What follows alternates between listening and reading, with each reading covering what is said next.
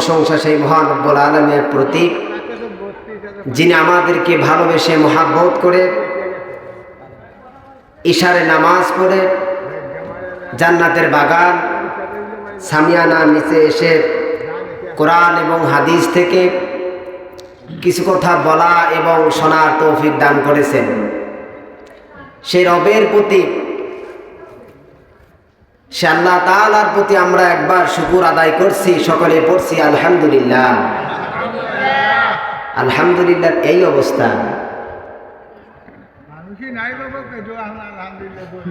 যে কয়জন আছে এই কয়জন যদি আলহামদুলিল্লাহ বলে, মাইকের আওয়াজ যতদূর যায় তারা বুঝবে এখানে শত শত মানুষ উপস্থিত আছে।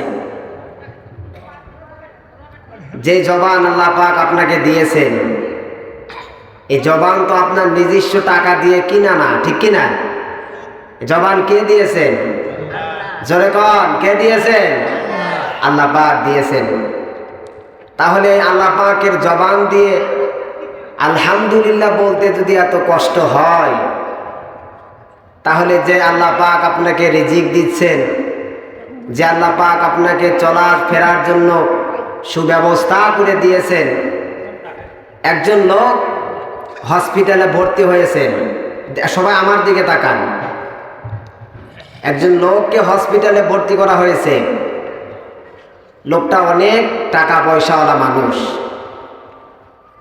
তো যখন হসপিটাল থেকে রিলিজ করা হয়, তখন ডাক্তার সাহেব একটা বাউচার ধরিয়ে দিয়েছেন।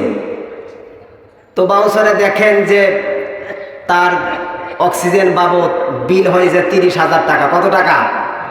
জোরে কোন, কত টাকা? 30,000 টাকা বিল হয়েছে।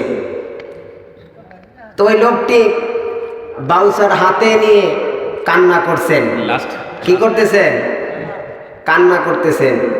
তো ডাক্তার বলছেন যে বুঝতে পারছি আপনার টাকার সংকট, আপনার টাকা দেয়া লাগবে না, আপনি বাড়িতে চলে যান।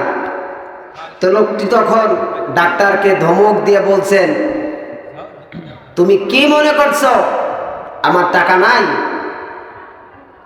লোকটি বলছেন, আমি এই জন্য কান্না করছি যে 3 দিন অক্সিজেন বাবদ যদি আমার 30,000 টাকা বিল হয়, জন্মের পরে থেকে 80 বছর 70 বছর আল্লাহ পাক জিন্দেগি দিয়েছেন, একদিনে তো একটা টাকাও আমার কাছ থেকে অক্সিজেন বাবদ নিলেন না।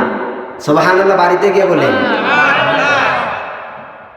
একটা টাকাও তো আল্লাহ পাক আমার কাছ থেকে অক্সিজেন বাবদ নিলেন না।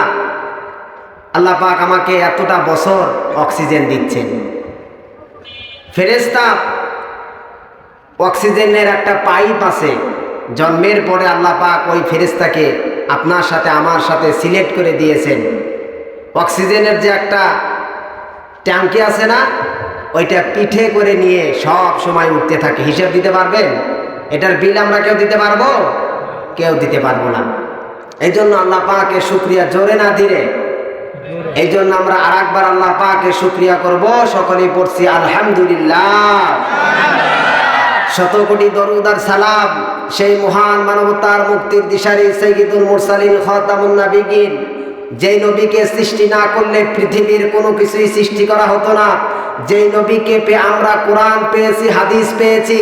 যেই নবী পৃথিবীতে আগমন করার পরে সর্বপ্রথম বলেছিলেন, ইয়া রব্বি হাবলি উম্মতি, সেই দয়ার নবী, সেই মায়ার নবীর প্রতি আমরা একবার দরুদ পাঠ করব। সকলে গলার আওয়াজ দিয়ে হৃদয়টা উজাড় করে দিয়ে বলি সাল্লাল্লাহু আলাইহি ওয়াসাল্লাম।